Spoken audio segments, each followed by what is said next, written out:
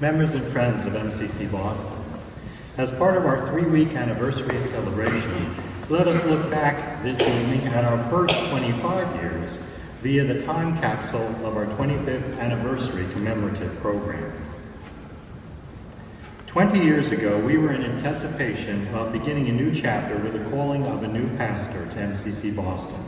In her welcome letter to the congregation in recognition of our 25 years of service, Reverend Joan Saniuk wrote, "Mcc Boston was planted by courageous, visionary, and faith-filled people. Through the era of gay liberation and through the most heartbreaking years of the AIDS pandemic, Mcc Boston has been here as a loving, affirming spiritual community.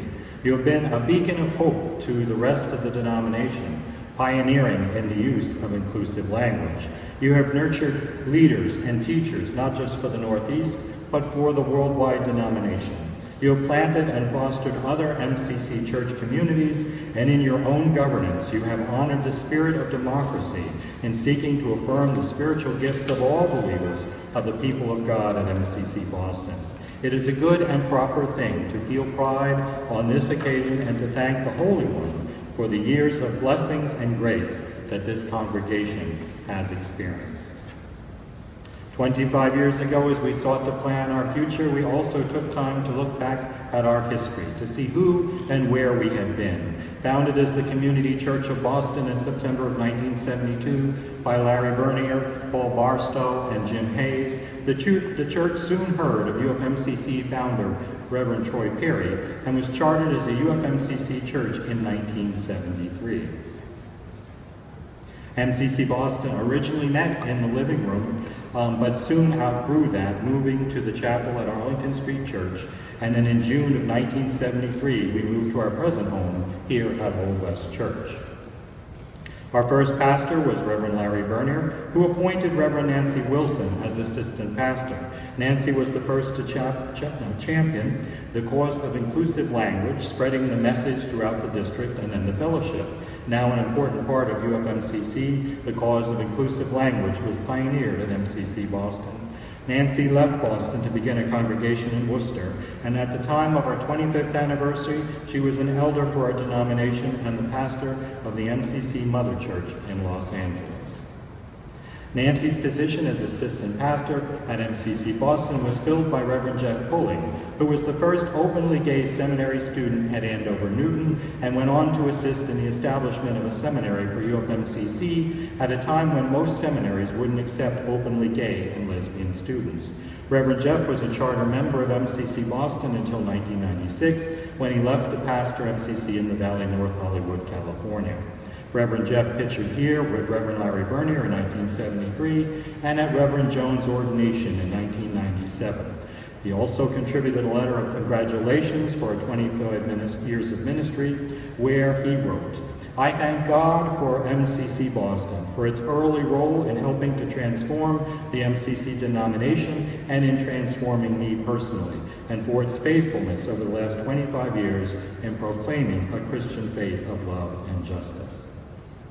The next MCC pastor was Reverend Ed Hogan, who brought a strong political consciousness to the church and helped continue its work in the movement for inclusive language.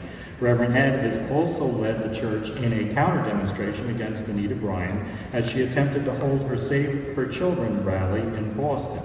Reverend Ed left Mcc Boston in 1980 and became the publisher of the Guide magazine in Boston, retiring in 2006. Mcc Boston returned to a more traditional model of leadership under the pastorate of Reverend Marge Ragona, who at the time of our 25th anniversary was the pastor in MCC in Mobile, Alabama. Reverend Marge is shown here today with Reverend Nancy and during a hunger protest while pastor of MCC Providence.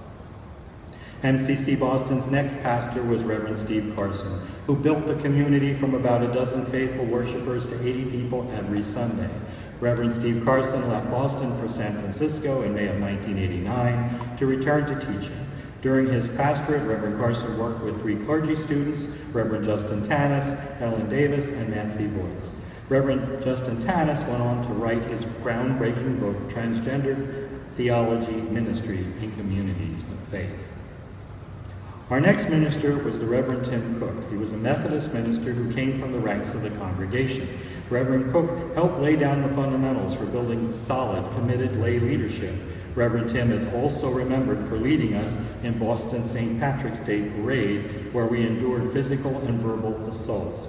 Through media coverage, MCC Boston became the face of the oppressed for our community, and the wonderful painting, Icon Through the Ages, that hangs in the back of this sanctuary was donated in recognition of our witness that day.